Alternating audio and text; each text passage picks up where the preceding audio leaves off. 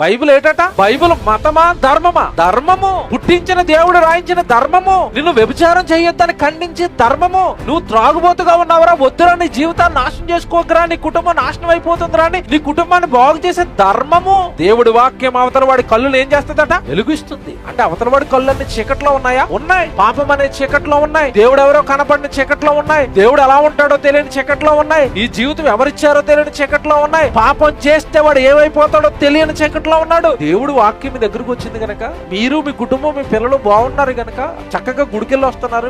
మీ ఆయన గారు మందు తాగటం లేదు, మీ పిల్లలు వ్యభిచారం చేయట్లేదు, మీరు సేఫ్ గా ఉన్నారు గనక ఈ పాపపు కోపంలో కూరుకుపోయిన వాళ్ళ కుటుంబాలు పడుతున్న కష్టాలు మీకు తెలియటం లేదు. అందుకే మీరు వాక్యాన్ని ప్రకటించడం లేదు. వాళ్ళ కష్టాలు కనుక మీకు తెలిస్తే, వాళ్ళ కుటుంబాలు ఎలా నాశనం అయిపోతున్నాయో మీకు తెలిస్తే, వాళ్ళు ఎన్ని ఇరుకులు ఎన్ని ఇబ్బందులు పడుతున్నారో భూమి మీద ఈ పాపంలో కూరుకుపోయి మీకు తెలిస్తే, వాళ్ళ దగ్గరికి మీ వాక్యం పట్టుకుని వెళతారు, ఈ ధర్మం పట్టుకుని వెళతారు, ఈ జీవాన్ని పట్టుకుని వెళతారు.